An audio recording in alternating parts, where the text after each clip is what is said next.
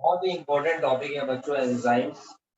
तो जब हम लोग एंजाइम्स के बारे में बात करते हैं तो एंजाइम्स हमारे पास क्या होते हैं? बहुत सारे क्वेश्चन एंजाइम से रिलेटेड पूछे जाते हैं। एंजाइम्स के ऊपर पॉपुलर टॉपिक्स है हमारे पास, तो एंजाइम्स के बारे में बात करते हैं। तो जब एंजाइम्स के बारे में बात करते हैं तो basically enzymes are protein. Enzymes हमारे पास प्रोटीन होते हैं, प्रोटीन के बने हुए होते हैं। they behave like as a catalyst, ये कैटलिस्ट की तरह काम करते हैं। नॉन एंटीजेनिक होते हैं। these are non antigenic. And enzymes के बारे में खास बात है कि produce only in living cell. ये सिर्फ लिविंग सेल के अंदर ही प्रोड्यूस होते हैं और स्मॉल अमाउंट में ही रिक्वायर्ड होते हैं। स्मॉल अमाउंट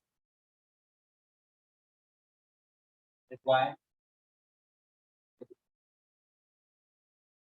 मेन फंक्शन के बारे में बात करते हैं। इसका मेन फंक्शन क्या होता है? ठीक है, ये सारी टर्म्स है इससे related. Basically it enhance the rate of reaction. ये क्या करता है कि रेट ऑफ रिएक्शन को बढ़ा देता है। कैसे? By lowering the energy of activation, by lowering energy of activation। Energy of activation को कम करके, लो करके हम लोग क्या देखते हैं? एंजाइम बेसिकली किसी भी रिएक्शन के रेट को बढ़ा देता है। मान लीजिए हमारे पास कोई भी सबस्ट्रेट है, ठीक है, और वहां पर हम लोगों ने एक कैटलिस्ट यूज किया।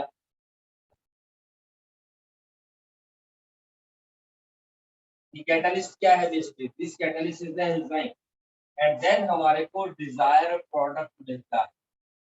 बहुत सिंपल। ठीक। अब हमारी बॉडी में कैटलिस्ट का काम कौन करते हैं बच्चों? हमारी बॉडी में कैटलिस्ट का काम कौन करते हैं? एंजाइम्स करते हैं।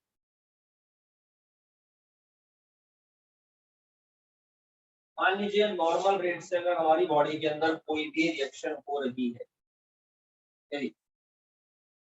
तो ये टारगेट है मेरा, यहाँ तक मुझे पहुंचना है, ठीक है, लेकिन इसके अंदर एनर्जी जो लगी वो यहाँ तक लगी। दिस इज द एनर्जी और ये है रेट ऑफ रिएक्शन।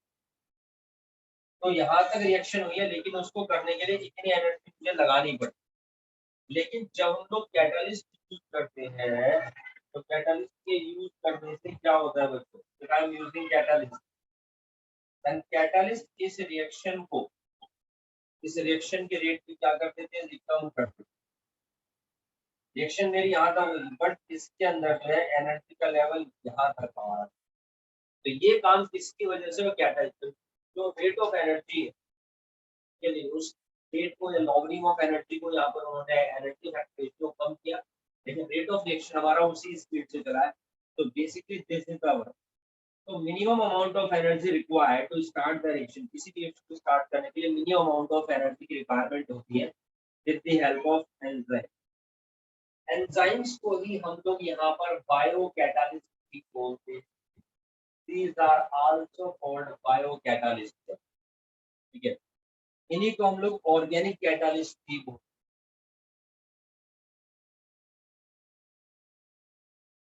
कई बार अगर नाम चेंज करके एंजाइम्स का जिक्र होता है तो you need to aware about that. इन्हीं को हम बोलते हैं मेटाबॉलिज्म रेगुलेटर या सेल फर्मेंटर।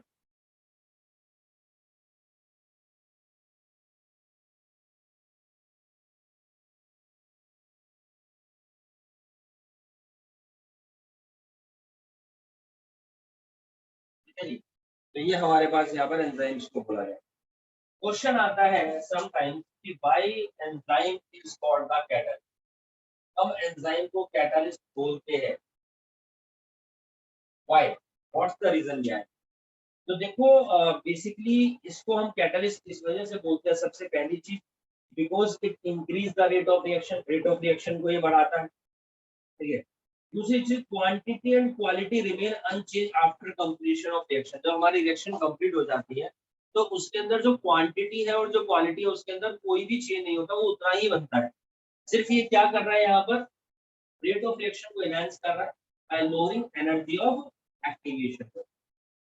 केमिस्ट्री में भी हम लोग कैटालिस्ट के बारे में पढ़ेंगे, लेकिन ये वाले जो कैटालिस्ट है basically these are the bio catalyst which are made up of organic substance and also increase even decrease the rate of reaction, ठीक है। So the term enzyme is given by Kuhne. ये जो term थी यहाँ पर, the term given by कोने ने term दी थी। सबसे पहला जो डिस्कवर्ड एंजाइम था, क्वेश्चन आगे वाले सीन पर, फर्स्ट डिस्कवर्ड एंजाइम पूछा जाएगा आपसे, सबसे पहले डिस्कवर्ड एंजाइम का नाम बताइए।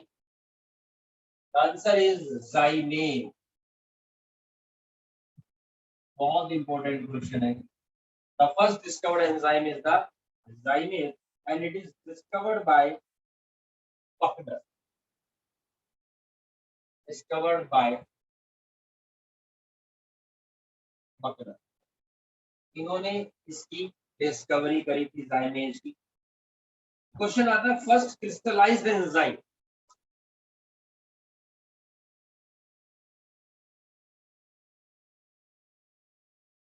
फर्स्ट क्रिस्टलाइज्ड एंजाइम का नाम बताइए बच्चों, ठीक है जी। तो it is the urease enzyme, ठीक है जी। फर्स्ट क्रिस्टलाइज्ड एंजाइम जो है वो यूरिएज एंजाइम है।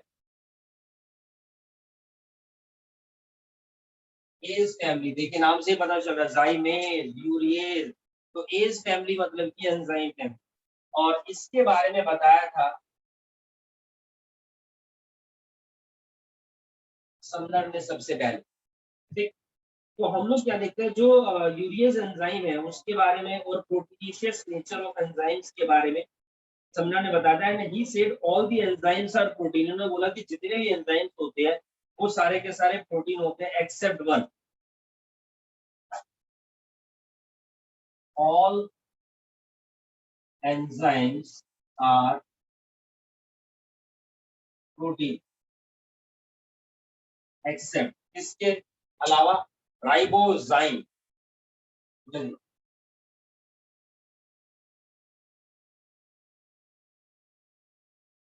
राइबोजाइम को छोड़ करके जितने भी एंजाइम्स होते हैं वो सारे हमारे पास क्या है बच्चों, वो हमारे पास प्रोटीन। उसके अलावा कुछ और भी एंजाइम्स के बारे में पूछा जाता है जो डायरेक्ट क्वेश्चन हमारे पास आते हैं।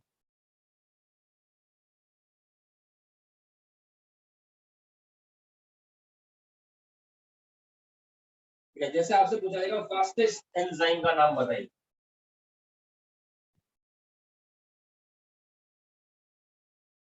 तो फास्टेस्ट एंजाइम आपको पता होना चाहिए, that is the carbonic anhydrase, is the carbonic anhydrase. Physiology में हम इसके बारे में बात करेंगे। स्लोएस्ट एंजाइम,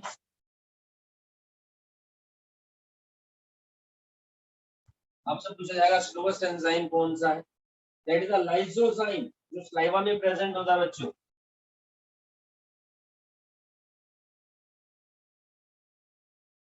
ठीक है। स्लोएस्ट एंजाइम आपसे पूछा जाएगा, फास्टेस्ट एंजाइम आपसे पूछा जाएगा, लार्जेस्ट एंजाइम पूछा जाएगा, स्मॉलेस्ट एंजाइम पूछा जाएगा।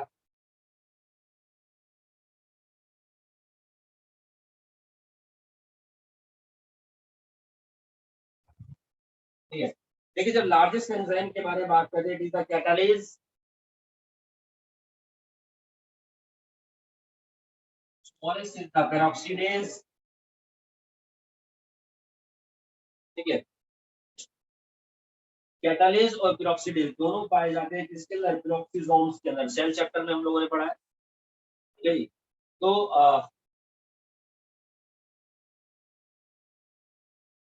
First crystallise enzyme, first discovered enzyme, fastest enzyme, slowest enzyme, largest enzyme और स्मॉलेस्ट एंजाइम।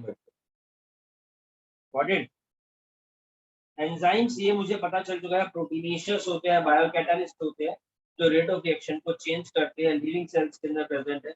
और लगभग लगभग 2000 से ज्यादा एंजाइम जो है वो डिस्कवर्ड हो चुके हैं। ठीक है, हमारे पास लगभग लगभग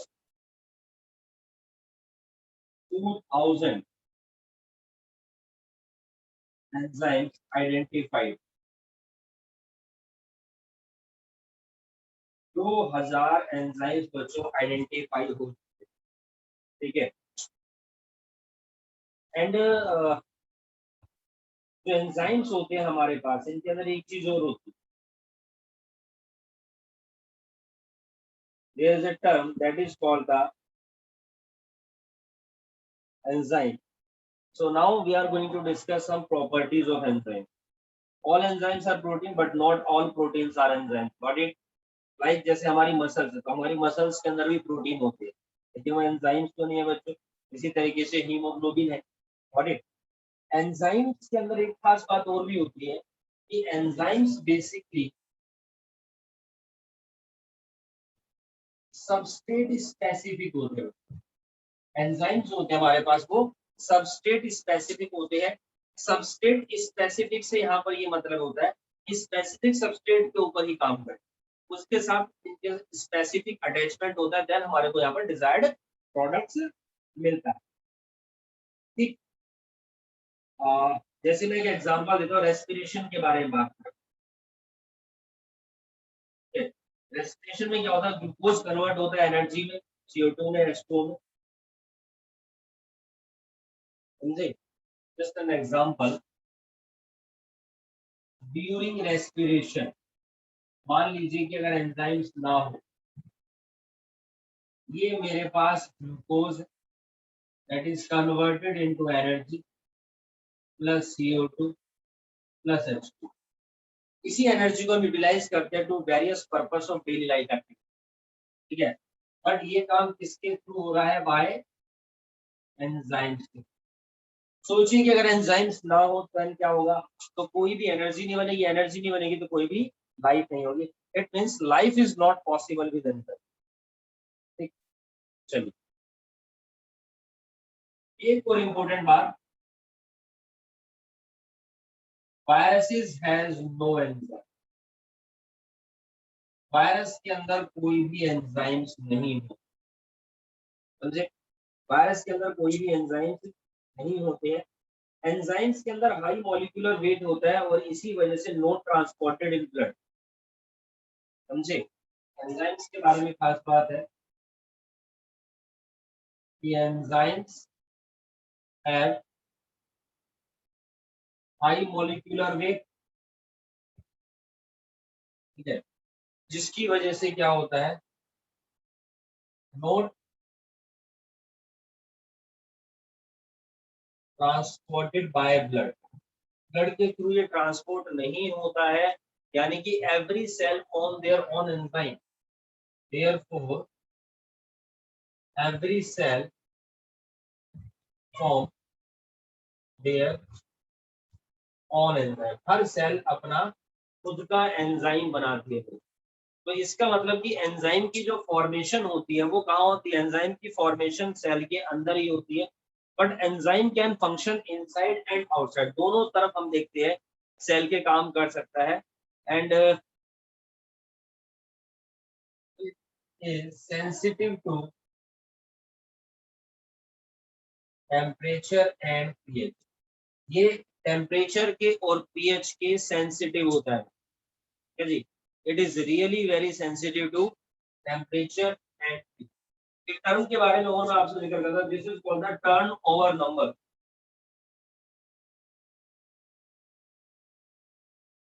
अगर मैं कह रहा हूँ टर्न ओवर नंबर, तो इस बात का यहाँ पर क्या मतलब है एंजाइम के रिस्पेक्ट से, is how many substance can change into products per unit time. कितने सब्सटेंस जो है, कितना सब्सटेंस है वो चेंज हो सकता है प्रोडक्ट्स में पर यूनिट टाइम में। तो वो सब कौन रेगुलेट करता है, मेरा एंजाइम्स रेगुलेट करता है। ठीक है, now there are some characteristics of enzyme, जैसा कि मैंने बताया स्पेसिफिक होते हैं। एंजाइम्स बेसिकली टर्शरी प्रोटीन होते हैं, ठीक है। एंजाइम्स आर, अगर मैं बोल रहा हूँ प्रोटीन है, तो enzymes are tertiary protein and specific to their active site, got it, ठीक है। जैसे मैं बात करूं अगर अमाइलेज के बारे में बात करूं, तो अमाइलेज हमेशा कार्बोहाइड्रेट के ऊपर एक्ट करता है, प्रोटीज हमेशा प्रोटीन के ऊपर एक्ट करता है, लाइपेज हमेशा लिपिड के ऊपर एक्ट करता है। तो यहाँ पर स्पेसिफिक एक्टिव साइट होती है एंजाइम्स की, ये टर्शरी प्रोटीन होते हैं। एंजाइम्स जो होते हैं वो ऑप्टिमम टेम्परेचर पर काम करते हैं। Temperature at which enzyme show optimum activity is called the optimum temperature. तो टेम्परेचर कम या ज्यादा होता है तो उनकी जो एफिशिएंसी होती है वो थोड़ी सी डिले होती है। उसके अलावा ऑप्टिमम पीएच के ऊपर भी वो काम करते हैं, सेंसिटिव टू पीएच होते हैं। लाइक स्लाइवरी अमाइलेज के बारे में बात करते हैं, तो स्लाइवरी अमाइलेज हमारे स्लाइवरी ग्लैंड से रिलीज होता है बच्चों को, तो वहां पर जो पीएच वैल्यू होती है अराउंड 6.8 पीएच वैल्यू है, तो वहां पर ये काम करता है। पेप्सिन होता है, एंजाइम है, वहां पर जो पीएच वैल्यू होती है 1 2 3 पीएच वैल्यू होती है। ट्रिप्सिन जो होता है वो भी काम करता है 8.4 टू 8.8 पीएच लेवल पे काम, ठीक है। और ये बाइंड होते हैं स्पेसिफिक सब्सट्रेट के साथ, then do their activity, got it. Now we are going to discuss about the classification of enzymes. हम यहाँ पर क्लासिफिकेशन ऑफ एंजाइम्स के बारे में बात करते हैं। अब हम बात करेंगे बच्चों आपसे classification of enzyme.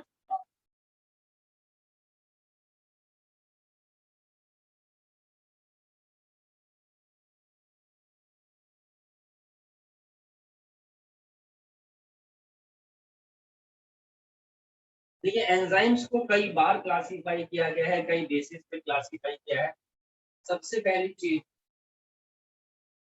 On the basis of function, function के बेसिस पे हम यहाँ पर इनको क्लासिफाई करते हैं। दो तरीके के एंजाइम्स मेरे पास यहाँ पर है, इसको कैटेगराइज करता हूँ। That is the exo enzyme and then दूसरा होता है मेरा एंडो एंजाइम।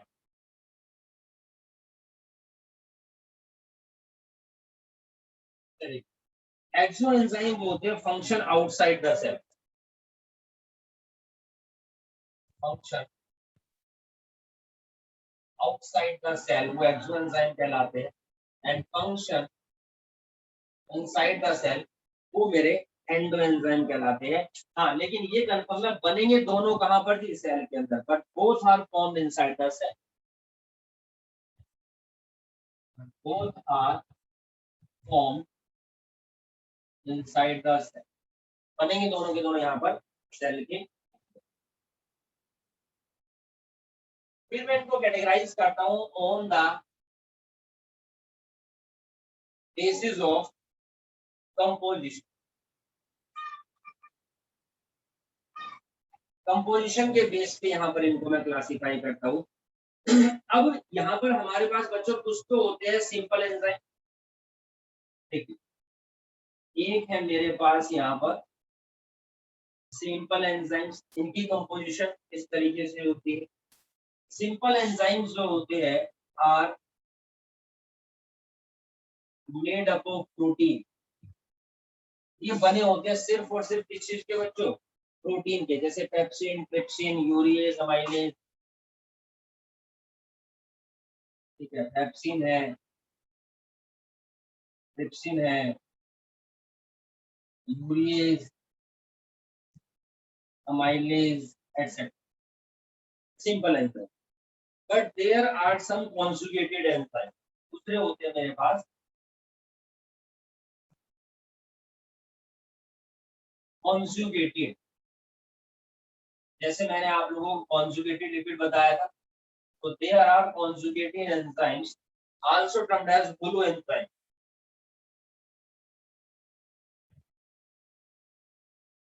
अब इनके अंदर हम लोग क्या देखते हैं कि प्रोटीन प्लस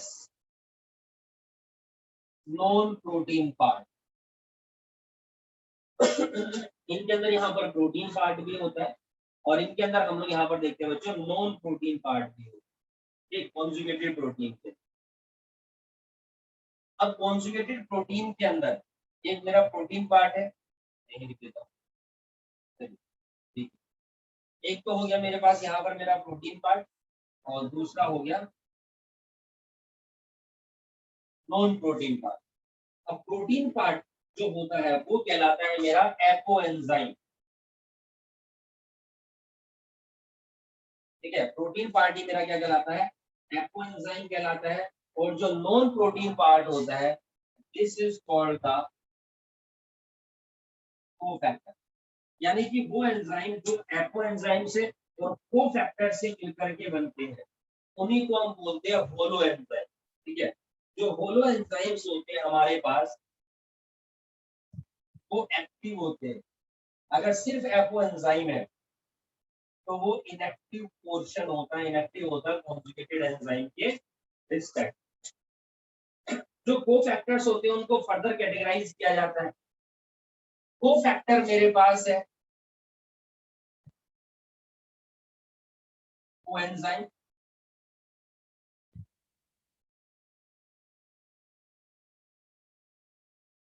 प्रोस्थेटिक ग्रुप, ठीक है, और तीसरे होते हैं मेरे पास metals, behave like as a activator, तो इनको हम बोलते हैं यहाँ पर मेटल एक्टिवेटर। तो कोएंजाइम है, प्रोस्थेटिक ग्रुप है और मेटल एक्टिवेटर। कोएंजाइम्स जो होते हैं ये लूजली अटैच्ड होते हैं, लूजली अटैच्ड, ठीक है। ये बात मैं कोएंजाइम्स के बारे में कर रहा हूँ, स्पेसिफिकली कोएंजाइम्स के बारे में पूछा जाता है।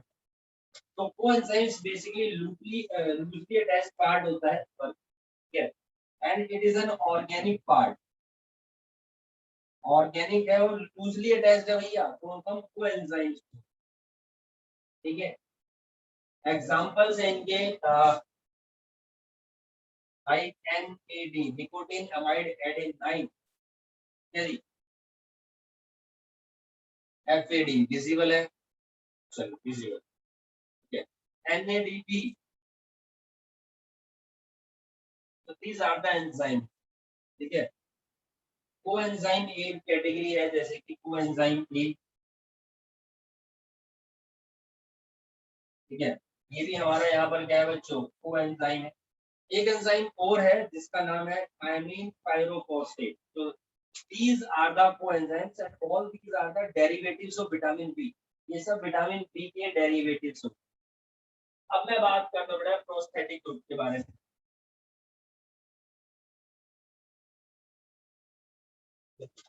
दूसरे जो एंजाइम्स है मेरे पास वो है आपके प्रोस्थेटिक ग्रुप।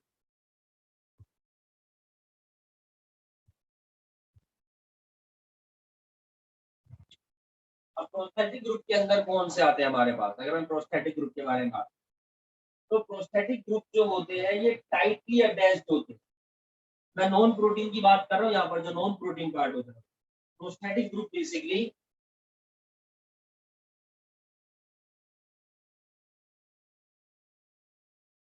टाइटली अटैच्ड होते हैं, किसके साथ, प्रोटीन पार्ट के साथ, जो नॉन प्रोटीन पार्ट है अगर ये टाइटली अटैच्ड होता है, और it is also organic and inorganic, ये हमारा ऑर्गेनिक पार्ट भी होता है और इनऑर्गेनिक पार्ट भी होता है। और यहाँ पर जो अटैचमेंट होता है कोवेलेंटली अटैच्ड होता है, ये बेसिकली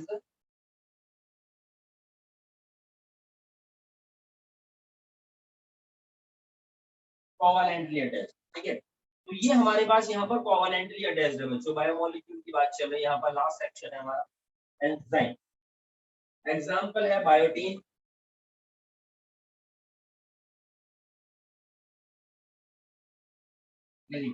बायोटीन हमारे पास इसका बहुत पॉपुलर एग्जांपल है, कई जगह आप लोगों ने सुना होगा मेडिसिन सप्लीमेंट्स में। फिर है पायरिडॉक्सेस फॉस्फेट, पायरिडॉक्सेस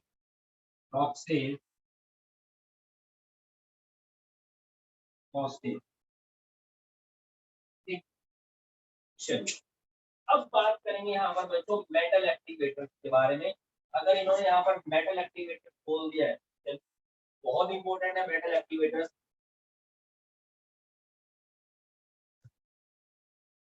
उसके बारे में बात कर लेते हैं, फिर मेटल एक्टिवेटर्स के बारे में। तो मेटल एक्टिवेटर्स जो होते हैं इनऑर्गेनिक होते हैं, ये भी और लूजली बाइंड होते हैं। लूजली तो बाइंड है बट इनऑर्गेनिक है बेटा, दीज आर इनऑर्गेनिक। ठीक है, अब जैसे मैं बात करता हूँ, मान लीजिए मैग्नीशियम के बारे में। एग्जाम्पल है मेरे पास magnesium.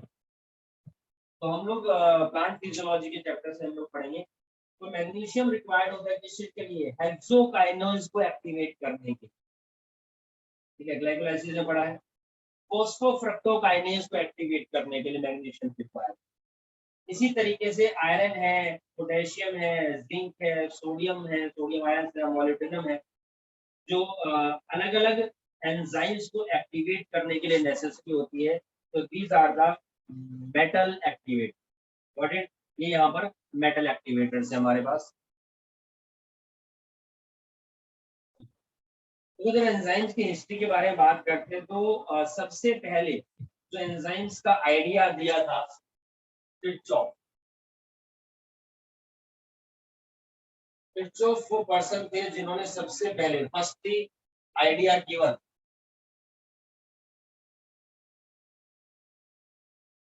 First idea about the occurrence of enzymes कि हाँ ऐसी भी कोई चीज होती है जो किसी भी रिएक्शन के रेट को रेगुलेट कर सकती है।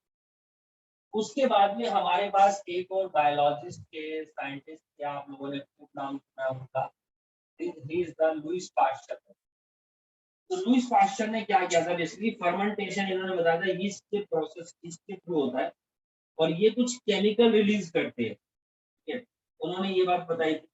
अब इसका कॉन्सेप्ट आया, बकनर मैंने बताया। तो इन्होंने क्या किया था, ही आइसोलेटेड केमिकल सब्सटेंस। बकनर ने उन केमिकल सब्सटेंस को आइसोलेट किया यीस्ट से और उन्हीं को नाम दिया था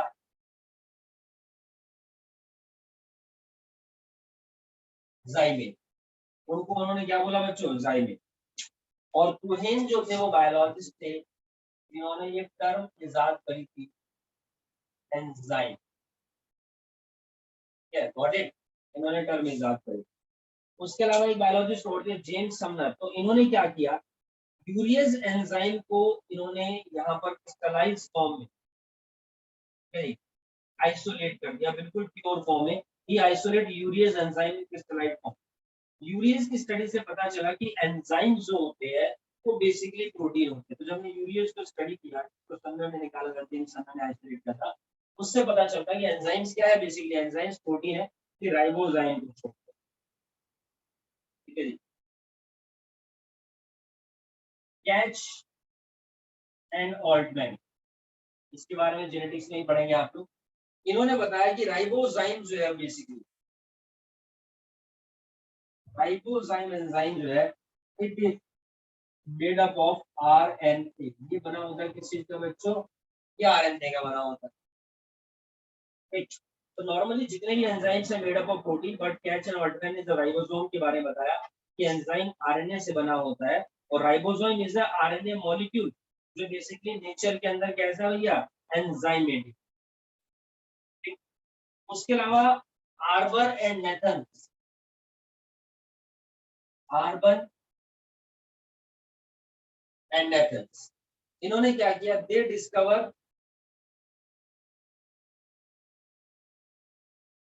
restriction enzyme. Oh my God, ठीक है जी। इन्होंने रिस्ट्रिक्शन एंजाइम यहाँ पर डिस्कवर करो। रिस्ट्रिक्शन एंजाइम किस चीज के अंदर यूज होती है, ओहो, use in rDNA technology. RDNA technology को यूज करके वैक्सीन भी बनाई जाती है। Also discuss in the human health and disease chapter. ठीक है, हो चलिए, बहुत अच्छी बात। एंजाइम्स बायोकैटालिस्ट होते हैं। एंजाइम्स के बारे में मैंने आपको बताया। एंजाइम्स प्रोटीन होते हैं, इनको प्रोटीनेशियस बायोरेगुलेटर्स भी बोला जाता है। ठीक है, और प्रोटीन कौन से प्रोटीन होते हैं, बेसिकली ग्लोबुलर प्रोटीन होते हैं जो सेल के अंदर पाए जाते हैं कोलोइडल फॉर्म में। अब एंजाइम होते हैं सेल में, एक सेल में हम देखते हैं नॉर्मली 2000 टाइप्स के हमारे पास एंजाइम अकर होते हैं, एंडो एंजाइम और एक्सो एंजाइम। एंडो एंजाइम जो बनते सेल के अंदर है, मेटाबॉलिक एंजाइम्स होते हैं। Exo enzyme produce inside the cell but secreted outside the cell, के बाहर निकलते हैं, there they catalyse the reaction like digestive enzyme. Enzymes present होते हैं जितने भी प्रोकैरियोट्स होते हैं उनके अंदर भी, यूकैरियोट्स में भी। लेकिन एक सिस्टम ऐसा है, एक हमारे पास वायरस जो चीज होती है उसके अंदर एंजाइम्स प्रेजेंट नहीं होते। ठीक, होलो एंजाइम्स के बारे में मैंने बताया, हैपो एंजाइम प्लस नॉन प्रोटीन को हम होलो एंजाइम्स बोलते हैं। जो फंक्शनल एंजाइम होते हैं उन्हीं को होलो एंजाइम्स बोला जाता है। तो this is the history and occurrence about the enzyme. Now we are going to talking about the nomenclature of enzyme। अब मैं बात करता हूं आप लोगों से एंजाइम्स के नोमेनक्लेचर के बारे में। तो बहुत सारे मेथड्स है, बहुत सारे सिस्टम है, ठीक है, नोमेनक्लेचर के। जैसे कि हम लोग ट्राइबल नेम को ही यूज करते हैं बट उसके अंदर सफिक्स जोड़ देते हैं, that is the in, like trypsin. अब ये डिपेंड करता है कि based on the source from where they get और ऑब्टेन, कहां से ऑब्टेन हो रहा है, उसी बेसिस पे हमने इनके नाम जाके क्या लगा दिया जी, इन लगा दिया। जैसे कि ट्रिप्सिन, पेप्सिन, ठीक है जी,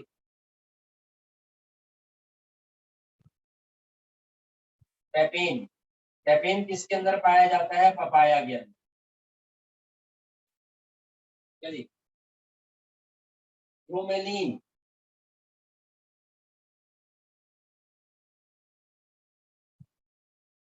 तो किसके अंदर प्रेजेंट है, पाइनएप्पल के। तो एक तो नोमेनक्लेचर का ये सिस्टम, ठीक है। दूसरा एक सिस्टम है जिसके बारे में डिप्लॉक्स ने बताया था हमारे,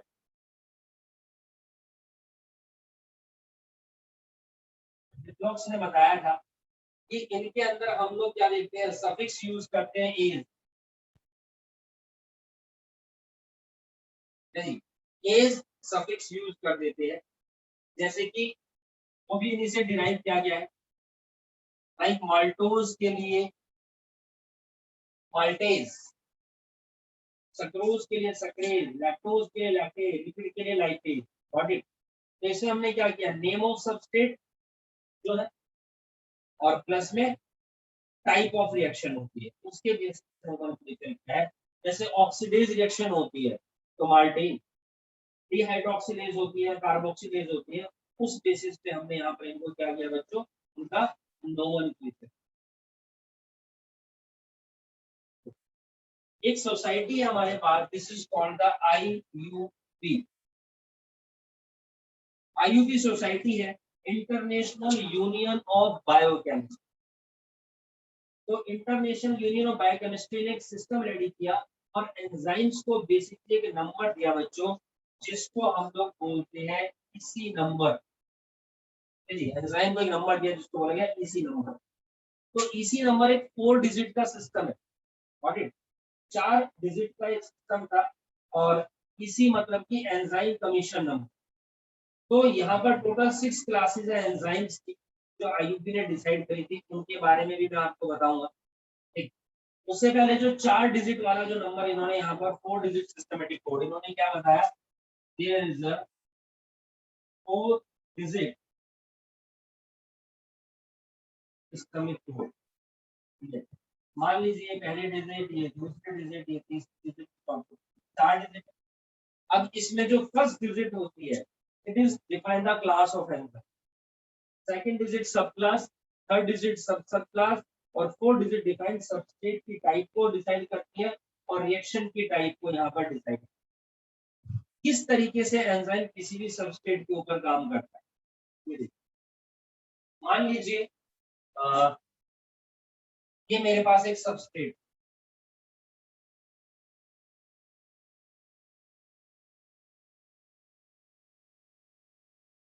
this is the substrate.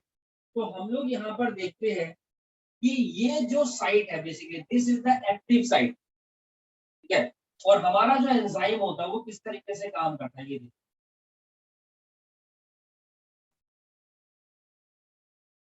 This is the enzyme. तो वो सबस्ट्रेट के ऊपर इन स्पेसिफिक लोकेशन पर फिट हो चुका है। तो ये प्री डिटरमाइंड शेप होती है और उसी के अकॉर्डिंग हम लोग यहाँ पर क्या करते हैं, एंजाइम्स यूज करते हैं।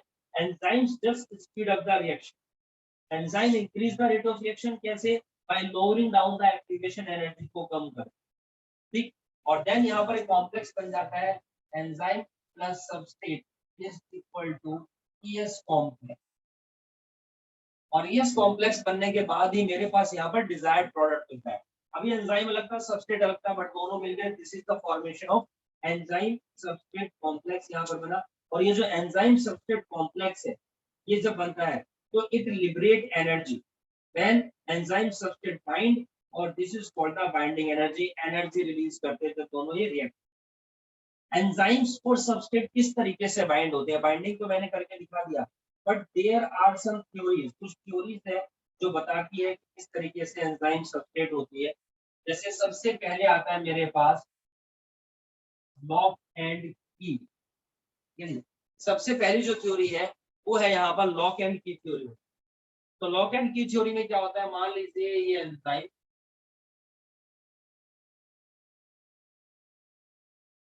ठीक है, ये एंजाइम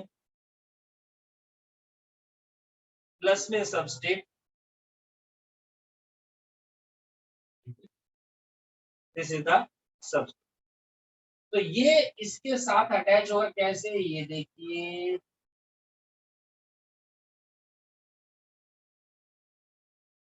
जब ऐसा हो जाएगा, this is the ES complex, ये बन जाएगा क्या बच्चों, ईएस कॉम्प्लेक्स। एंड प्लस में मेरे को मिल जाएगा डिजायर्ड प्रोडक्ट। तो बेसिकली ये जो कॉम्प्लेक्स होता है टेम्परेरी कॉम्प्लेक्स होता है बेटा, ठीक है। ये क्या होता है, टेम्परेरी कॉम्प्लेक्स होता है। ईएस कॉम्प्लेक्स बना, और जब ये ईएस कॉम्प्लेक्स बना देन इट इज डिसोशिएट, ये डिसोशिएट हो जाएगा। डिसोशिएट होने के कारण मेरे पास मिल जाएगा स्पेसिफिक एंजाइम और प्लस में कौन, तो this is the lock and key theory. एक होती है इंड्यूस्ड फिट थ्योरी बच्चों। तो जहां पर एंजाइम की कोई फिक्स शेप नहीं है, ये प्री डिफाइंड शेप होती है, वहां पर कोई भी फिक्स शेप नहीं होती है, नॉन कन्फर्मेशनल चेंज होते हैं। लेकिन जब ये कांटेक्ट में आता है तो अपनी शेप चेंज करता है, वहां पर इंड्यूस्ड फिट थ्योरी होती है जिसको फॉसलैंड ने प्रपोज किया। Lock and key theory was proposed by Emil Fischer. Now I am going to talking about the 6 classes of enzymes के 6 क्लासेस जिनके बारे में आईयूबी ने आपको बताया था। फर्स्ट कैटेगरी हमारे पास ऑक्सीडो रिडक्टेज, ऑक्सीडो रिडक्टेज, ये हमारे पास फर्स्ट कैटेगरी आती है बच्चों एंजाइम्स की। अब इसमें दो काम होते हैं, तो ऑक्सीडेशन और एक रिडक्शन। जी, ऑक्सीडेज और रिडक्शन। अब देखिए ऑक्सीडेज क्या होता है, रिडक्टेज क्या होता है। ऑक्सीडेशन मतलब कि एडिशन ऑफ O2, ठीक है, जब एडिशन ऑफ O2 होता है, या फिर हम कह सकते हैं removal of H2, minus sign से रिप्रेजेंट कर रहा हूं, या फिर loss of electron, is called the oxidation. Reduction में क्या होता है, addition of H2, loss of oxygen और गेन ऑफ इलेक्ट्रॉन। ये यहाँ पर क्या होता है किसके अंदर, रिडक्टेज के अंदर। Just an example, here is a NADPH2, nicotine amide adenine 9 dinucleotide phosphate। यहाँ पर क्या हो रहा है बच्चों, ये बन गया मेरे पास NAD प्लस, और यहाँ से हमारे पास हाइड्रोजन आयन जो है, हाइड्रोजन जो है वो रिमूव हो गया। तो देखिए यहाँ पर क्या हो रहा है, डिसोसिएट हो गया, अलग हो गया है, removal of H2। Second category है मेरे पास आइसोमरेज, जो क्या करते हैं, change one isomer into other. Just an example, मेरे पास ग्लूकोज है, कन्वर्ट हो जाता है किसके अंदर भी, फ्रक्टोज के अंदर। ग्लूकोज 6 कार्बन वाला, फ्रक्टोज भी 6 कार्बन वाला। तो आइसोमराइजेशन यहाँ पर रिएक्शन होती है, जो एंजाइम यहाँ पर करता है, that is the hexose isomerase. Hexose यानी 6 कार्बन वाले को 6 कार्बन वाले में कन्वर्ट कर रहे हैं, या फिर हम इसी को बोलते हैं ग्लूको फ्रक्टोज आइसोमरेज। ठीक है, ग्लूकोज फ्रक्टोज आइसोमरेज भी बोलते हैं। तीसरी कैटेगरी है मेरे पास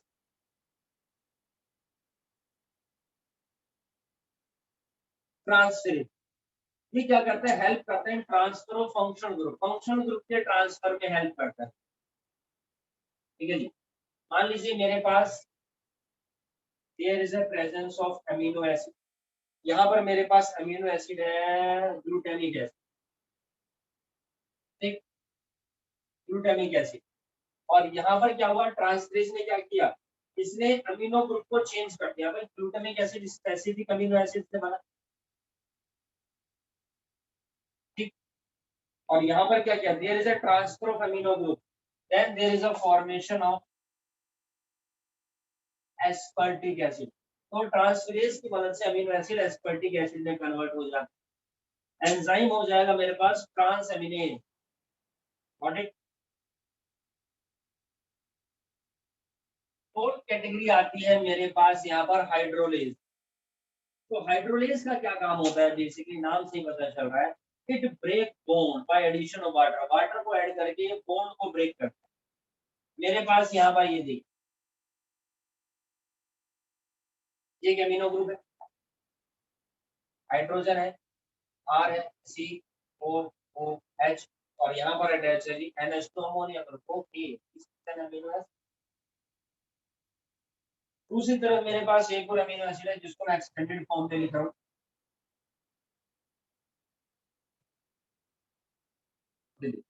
NH और H। Got it. अब देखिए यहाँ पर क्या होता है, break bond by addition of water. ये दोनों अटैच कब होते हैं, जब यहाँ पर वाटर मॉलिक्यूल की क्या हो गई, मोइटी हो गई। लेकिन अगर मैं वाटर इसके अंदर ऐड कर दूंगा तो ये वाला बॉन्ड जो है इनके बीच का वो ब्रेक हो जाएगा और दोबारा से अलग हो जाएगा। तो यहाँ पर हम लोग देखते हैं कि वाटर ऐड करने के बाद ये बॉन्ड को ब्रेक कर देता है, we get again what, COH NH2 दोबारा से मिल जाएगा मेरे। इसका एग्जांपल है डाइजेस्टिव एंजाइम जो हमारे पास होते हैं। एक और कैटेगरी है, that is the lies.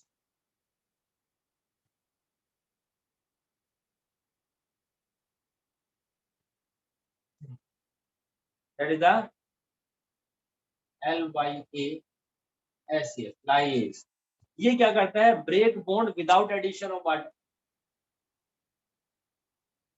Break bond H2O की रिक्वायरमेंट है जी नहीं, बिना वाटर के बॉन्ड को ब्रेक कर देता। सिक्स्थ है मेरे पास भी लाइगेज, लाइगेज जिनको बोला जाता है, और ये क्या करते हैं, मॉलिक्यूल्स को ज्वाइन करते हैं बाय मेकिंग बॉन्ड, जैसे कि DNA पॉलीमरेज। जब जेनेटिक्स पढ़ेंगे तो उसमें आपको समझ में आ जाएगा। So these are the 6 classes of enzymes according to IUP, International Union of Biochemistry. Then there are some factors, those affecting the rate of enzymatic action. These are the temperature and pH. How? कि मैंने आपको previous topic में बताया. So now from my side, the chapter biomolecule is finished for now.